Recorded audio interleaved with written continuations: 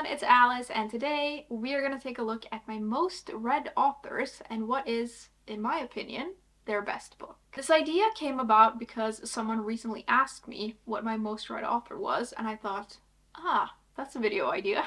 Although I'm sure someone else has probably already done this, but I've gathered up the data and we're just gonna take a look at it. Some of these authors were not surprising to me at all, but there are some that I didn't realize that I had read so much from. Now, this may not be entirely accurate, like with my whole reading life, because I've only based this on the time where I've actually tracked my reading.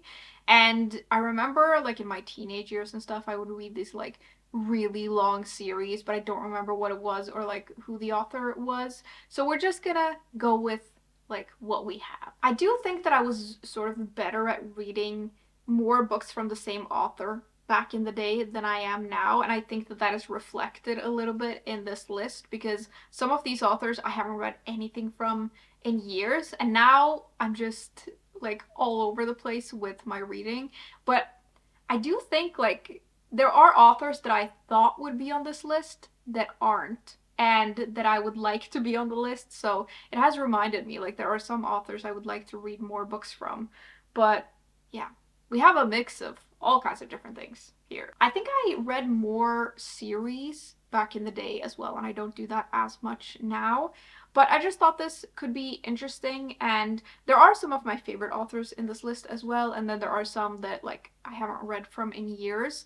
And some of my favorite authors also haven't written that many books, so they can't be on the list because there's nothing else to read. But yeah, we're just gonna go through them. I will say I've only included authors that I would actually recommend the books from, so I have ignored a few, but you don't need to worry about that. I have also skipped a few where I don't remember anything about any of the books, so like I wouldn't recommend it because I can't remember it, and some of them I didn't even remember that I had read. But for the ones that I have included, I have picked one book from each author that is my favorite and that I would recommend, and a lot of these have like a lot of great books, so I've just picked my favorite. That was a very long intro, so let's just get into it. I've included authors that I've read 4 or more books from, and so we're just gonna go through them. And if you are a long-time watcher of this channel, I would love if you could guess what my most read author is. Like, leave it in the comments and we'll see if you're right. The first author on my list is Hiromi Kawakami, and I have read 4 books by her. She's a Japanese author, and all of the books that I've read have been translated into English. My favorite by her is Strange Weather in Tokyo, which is actually one of my favorite books ever. I know that it's not for everyone, but I absolutely loved it. The story is set in Japan, and it follows a woman in her 30s who one day runs into her old high school teacher, and the story is all about them striking up an unlikely friendship and what happens with that relationship as it develops. It's the kind of book where not a lot happens. Like, the book is basically just about these 2 characters going to different places and eating all kinds of different food and talking to each other. And so it's a very quiet book, but it's quiet in a way that really appeals to me.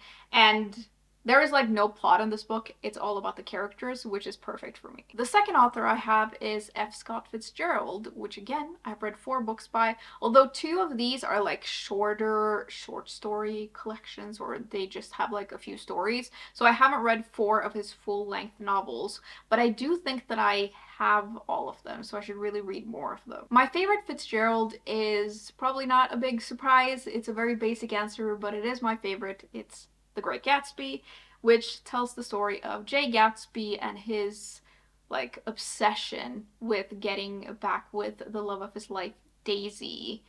I loved this book, and actually I feel like this edition is a little misleading because like the first third of this is just an introduction and the book is actually quite short. And I just loved it. I thought it was beautifully written. I think the characters are very interesting, and it's like a good mix of a character study, and there's like a lot that happens in here.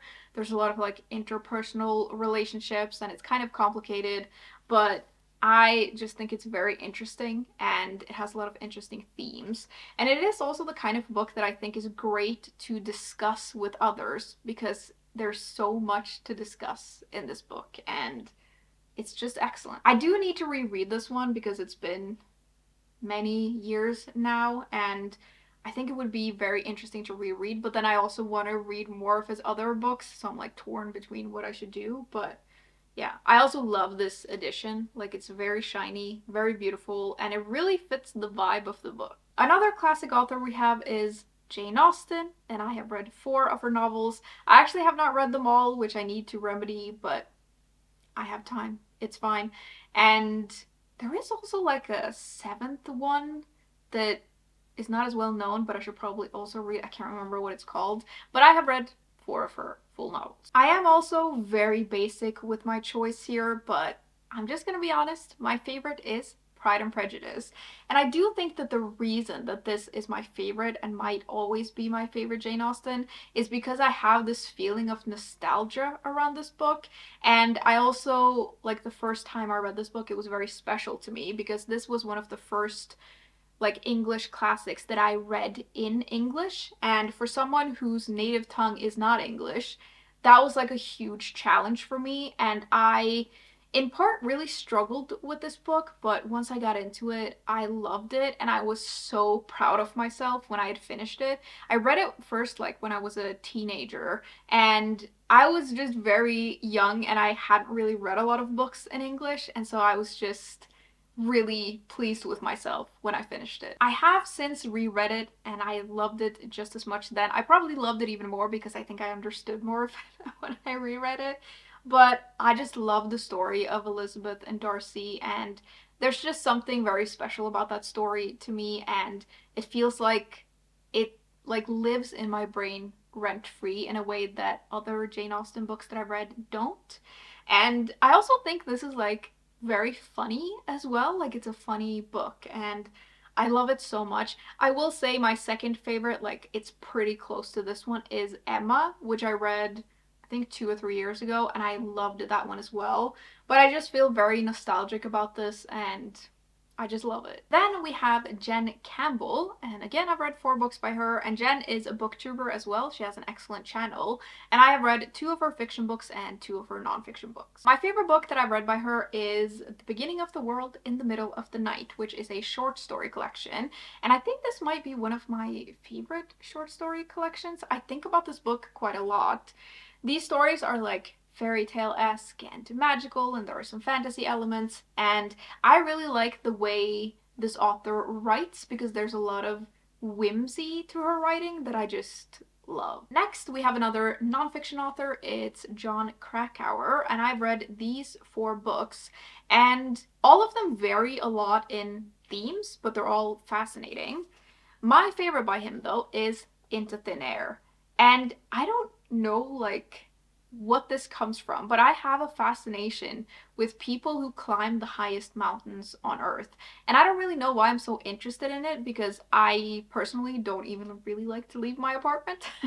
But I just find it fascinating. This one tells the true story of a climb of Mount Everest in 1996, and Krakauer was actually a part of this expedition, and that season turned out to be one of the deadliest on the mountain. I think like 8 people lost their lives or something.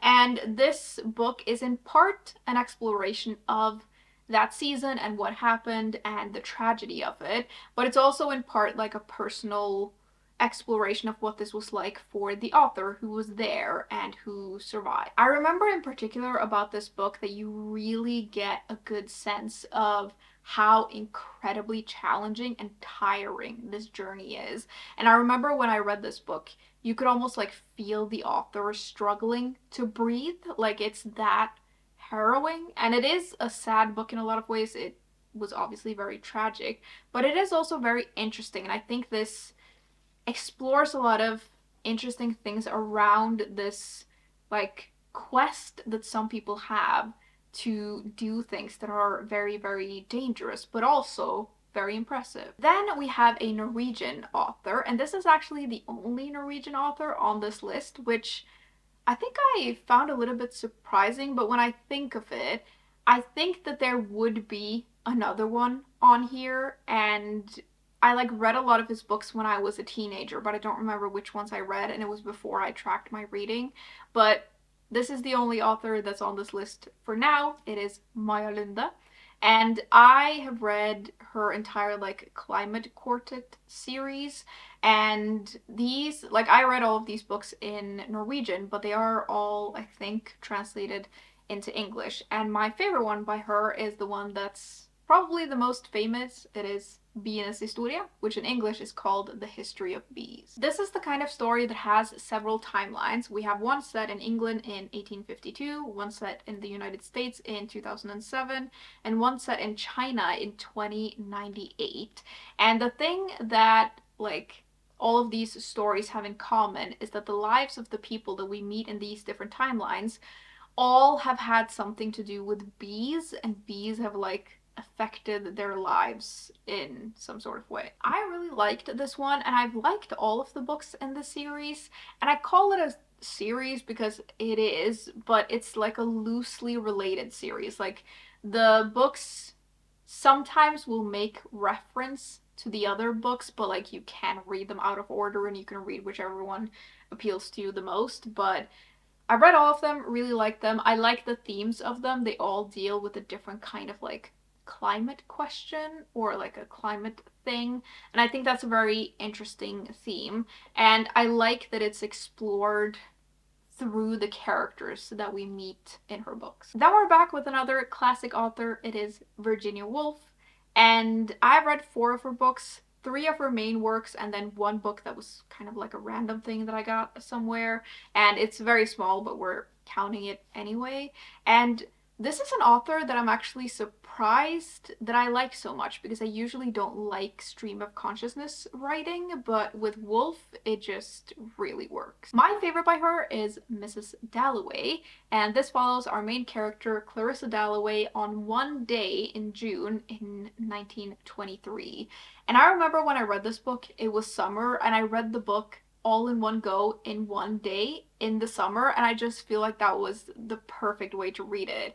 I just went into this and I sort of rode the wave of this book, and it was just excellent. I do have a few more of her books on my shelves that I still want to read, and I really should get to them. Again, I don't know why the writing of this author works for me. I feel like it shouldn't, but it just does.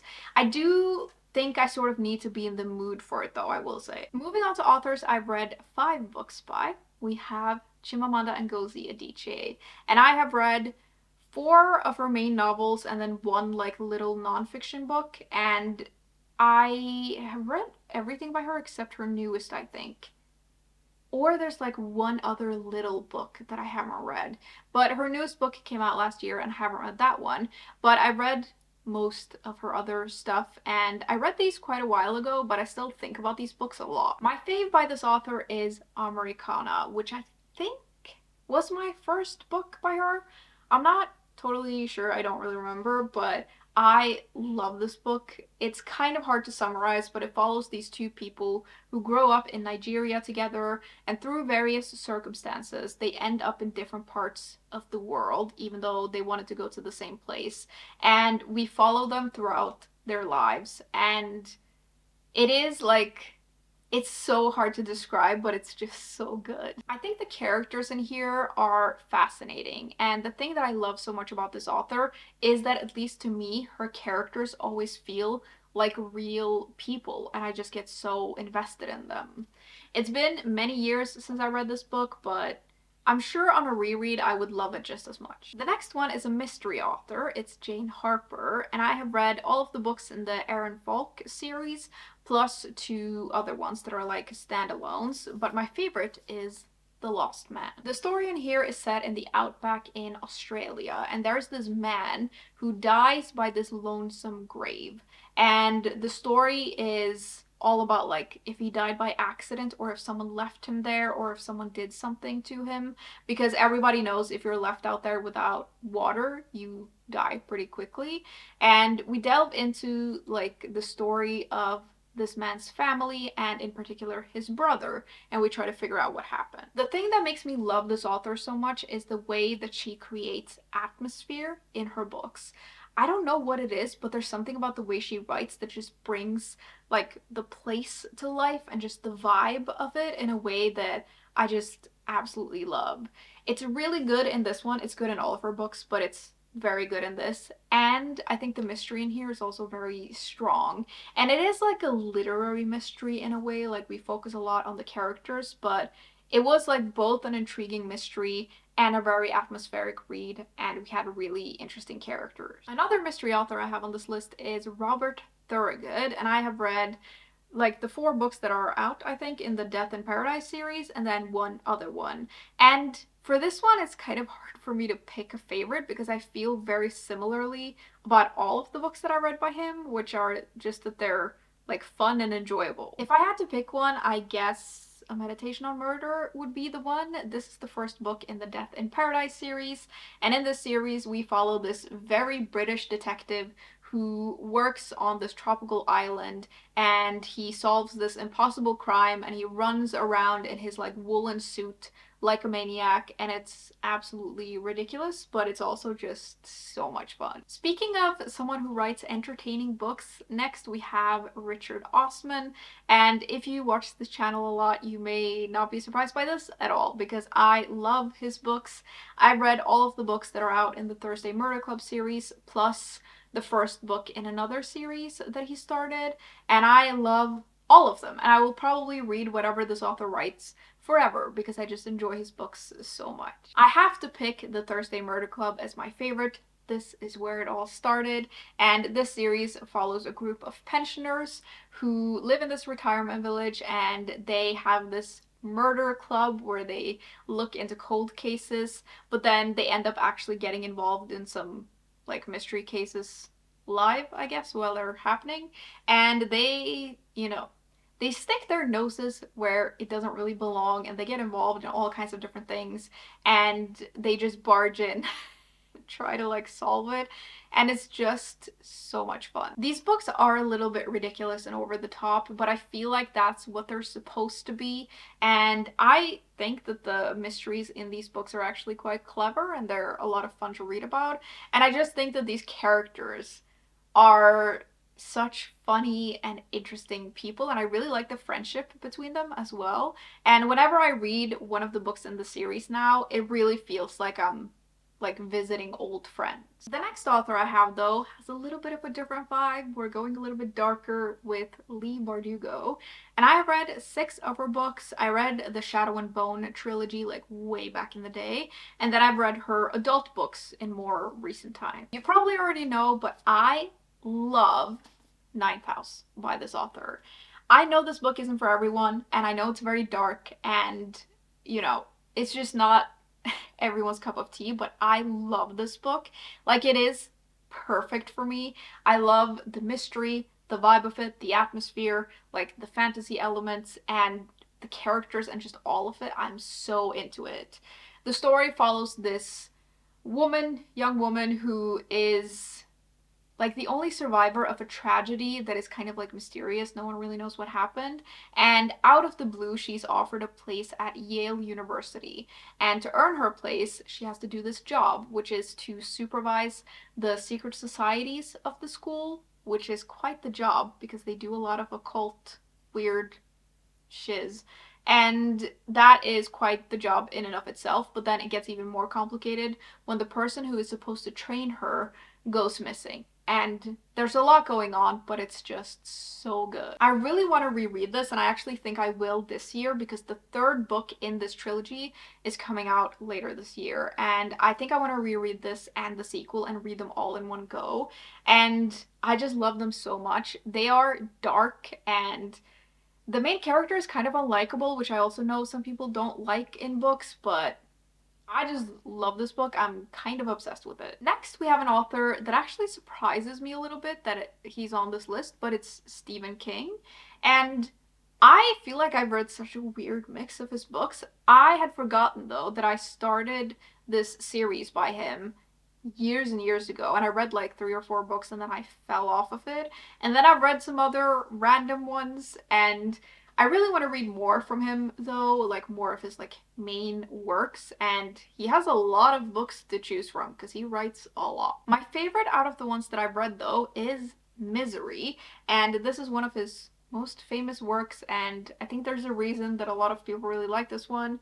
It follows this author who gets into a car accident and is saved by one of his biggest fans, who takes him in and decides that she's not going to let him go until he writes another book in her favorite series. And she is absolutely unhinged. I remember really liking reading from the perspective of the main character and like seeing his journey throughout this whole thing. And it is like fascinating but also unsettling, and I think I like this one because it is actually quite a lot about the characters, and I just really like that in books. Then we have another one that surprised me a little bit. It's Libba Bray, and I have read 2 of her series basically, which in total is 7 books. And I knew that I'd read several of her books, but I don't think I put it together that it was this many. The Diviners is my favorite book by her. It's set in the 1920s, and it's like a fantasy supernatural kind of book. It follows this main character who is sent to live with her uncle in New York, and the uncle runs an occult museum, and the main character has this secret, which is that she has a supernatural ability to be able to touch objects and see the object's past. And basically what happens is that the uncle gets involved with this murder mystery, and the main character realizes that she may be able to help by using her powers. And there's also more going on, and she's not the only one who is in the city who has different kinds of powers. A thing I really liked in this first book is that while we're following the perspective of the main character, we're also getting the perspective of this evil that is awakening. And it's kind of spooky, but I really liked it. These books are like YA though, and they lean YA, and they're mostly just like fun and not too serious, but I think that like the mix of the supernatural elements and the historical setting and the characters and like the mystery is really intriguing. Then we have an author whose books I have been reading for many years, kind of for as long as I can remember. And I know this author is not for everyone. Some people really hate him, but I don't know, there's something about his books that I really like. It's Dan Brown. 6 of these books are in the Robert Langdon series, which I really like, although I will say the last 2 books have lost me a little bit, but I do generally really like that series. And then back in the day, I read 2 like random standalones by him. I think the reason that I really like the Robert Langdon series in particular is that they are basically adult adventure books. And if you've been on this channel a lot, I will never shut up about how much I like reading those kinds of books, and that I'm always looking for them. And these books really like scratch that itch for me. And I especially love them when they lean into like history and religion, and they usually have a really cool setting. And I know that they are not always historically accurate and like things are exaggerated, but I don't mind that because it's fiction. My favorite one is Angels and Demons, which is the first book in the Robert Langdon series. And in this one, like it's set in Rome, we're at the Vatican, and Robert Langdon has like he fights against the clock because there's this thing happening and people are dying and he needs to figure this out, and there's a secret society and there's a lot going on in it. But I think that the twist in this one is excellent, and I actually reread this I think 3 or 4 years ago when I was in Rome, which was like an excellent experience, and I still think that this book is really good. You are welcome to question my taste.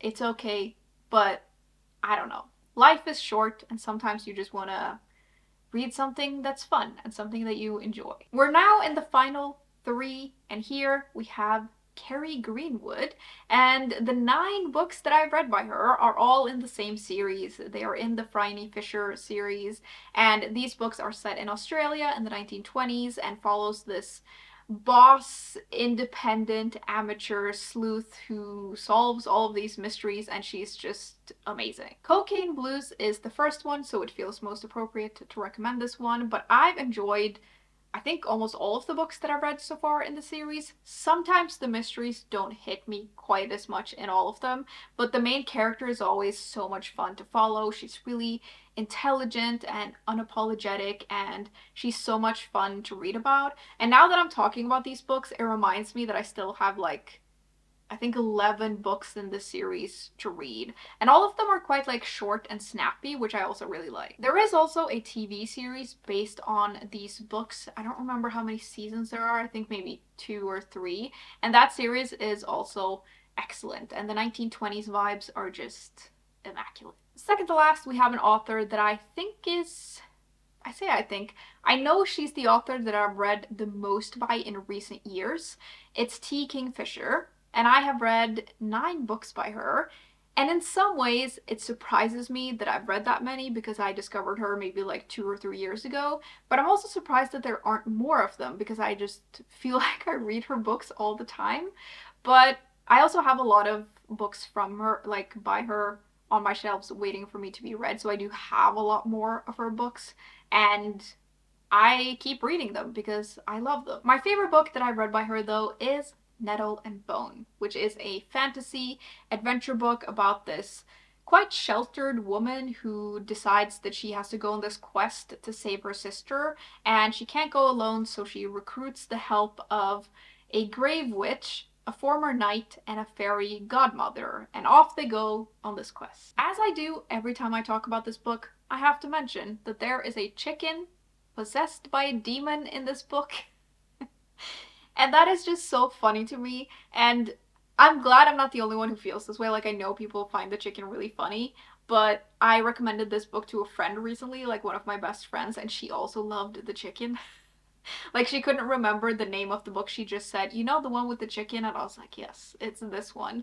And she loved it so much as well. But basically, like, this grave witch walks around with a staff in this book with the chicken perched on top of it. And, like, what more can you really ask for in life? What I love so much about this author, though, is that I feel like most of her books have this excellent mix of, like, whimsical and magical with creepier and, like, darker stuff, and I just really like that mix. And I always feel like we follow sort of quirky characters, and usually there's a lot of fun side characters, and very often there is like a fun, like, animal companion of sorts, and I just really enjoy that mix. And her writing style is quite like humorous, and I know that the humor doesn't hit everyone the same way and it's not for everyone, but it hits me the right way, and I just think it's like so funny.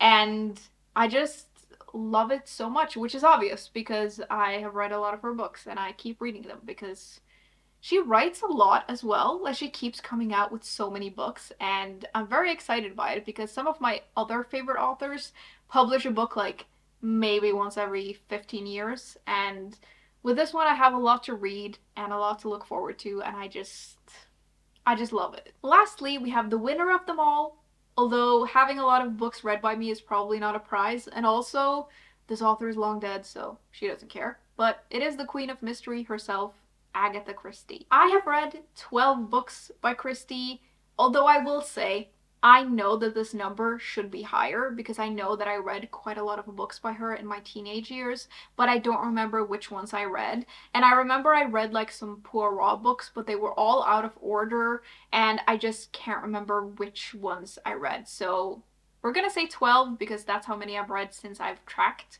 but there should probably be more. And I am pretty confident that she is my most read author, like both, like if you include the books that I also read when I did track my reading. It is hard to choose a favorite here, so I just have to say that I love Poirot, and that little Belgian detective lives in my cold, bleak heart, and he's the best. But I have actually picked another book as my fave. It is a standalone. It's And Then There Were None. And I picked this one because I think this might be one of my favorite mysteries ever, and I just think it's so incredibly clever and so incredibly well done. The story is set on an island where 10 strangers arrive, like none of them know each other, and they've all been invited there by an eccentric billionaire. And they seem to have nothing in common, but it turns out that they all have a dark secret in their past, and someone has decided to punish them for those secrets, and so they start getting killed off one by one. And I just think that this is such a well-crafted mystery. I really like the characters. I think the setup is really good. It's just a clever thing overall. And I also really loved it because I think that the atmosphere gets progressively darker throughout this book. And I just think it's so well crafted. I will mention though, this version that I have and the only version of this story that I have read is a slightly reworked version where it doesn't include the original nursery rhyme. So that is a little bit different in this book, and it's a little bit different than how it was originally published. So that was a long list to go through, but we have finally made it to the end. Now, I would love to know if any of you guessed right about my most read author, although I guess I will see in the comments. And then also, I would love to hear what your most read author is and what your favorite book by them is. Leave it all in the comments and I can maybe get some recommendations. That was it for today. As always, thank you very much for hanging out with me today, and I will see you soon. Bye!